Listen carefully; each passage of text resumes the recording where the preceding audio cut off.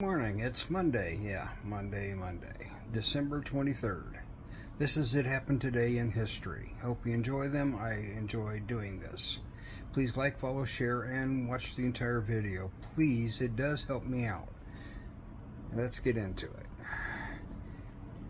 In 1888, Vincent van Gogh chopped off his ear.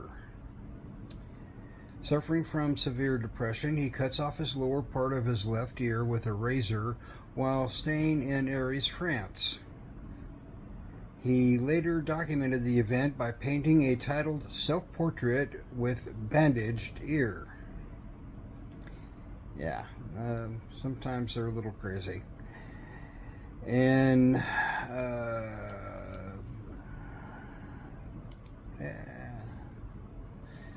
December 23rd, 1783, following the signing of the Treaty of Paris, General George Washington resigns as Commander-in-Chief of the Continental Army and retires to his home in Mount Vernon, Virginia.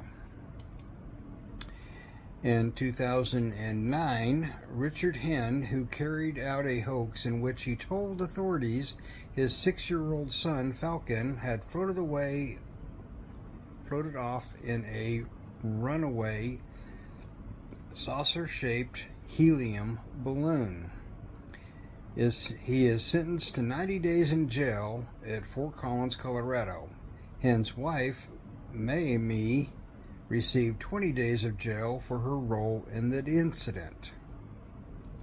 People just have to get into the news, I guess.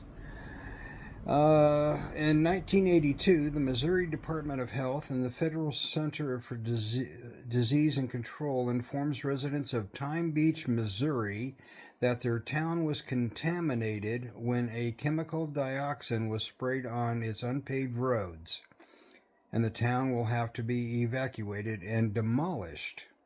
Now, what happened was they hired a guy who would go out and spray their dirt roads with some stuff to keep down the dust and keep it compacted. Somebody put other junk into his vat that he was unaware of, and he sprayed the roads and therefore demolished an entire town. By February, the federal and state governments had spent $36 million to buy every house in the town except for one.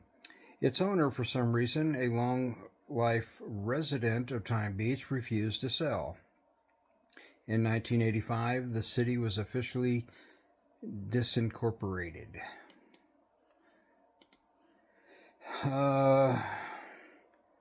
Then there was this young lady. In 1867, Madame C.J. Walker is born. Probably never heard of her. It's too bad, because people just would rather concentrate on what they call racism than in the good things that have been done by many people of all colors, including this young lady. Future interpreter, philanthropist, and self-made millionaire. Yeah, millionaire in the 1800s.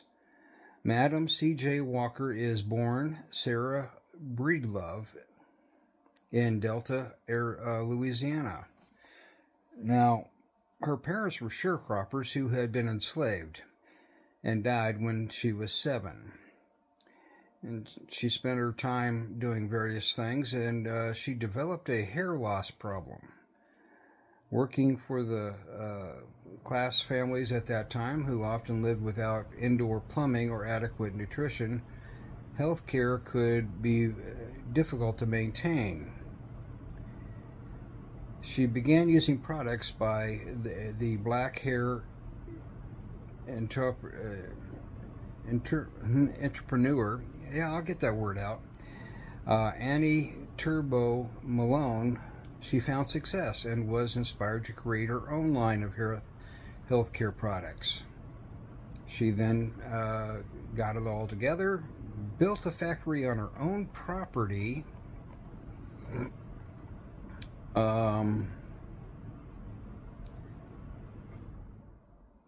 in 1912, at an inaugural gathering of black entrepreneurs, she laid out her improbable journey from poor orphan to immense wealthy business owner. I'm sorry, my tongue won't wrap it. She said, I am a woman who came from the cotton fields of the South, and from there I was promoted to the wash tub, and from there I was promoted to cook kitchen, and from there I promoted myself into business of manufacturing hair goods, and I have built my own factory on my own ground. By the time of her death of 51 in 1919, Walker's business was producing an annual revenue of over $500,000 at the beginning of the 1900s, and she had amassed a large real estate portfolio, which was included the mansion Villa Leroy in Westchester County, New York, and a partial townhouse and a Pontiac townhouse in Harlem. Walker is today considered the first female millionaire in America. People need to focus on stuff like that. In art and literature, in 1823, the poem A Visit from St. Nicholas was first published. In 1959, Chuck Berry is inducted into Mann Act charges in St. Louis, Missouri.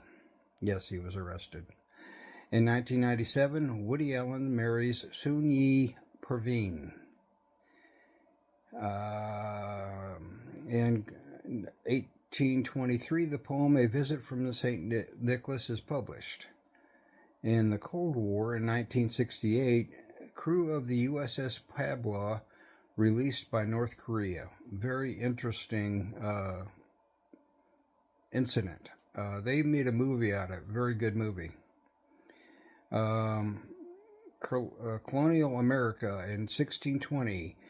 Construction of Plymouth settlement begins. In crime, I already did that one.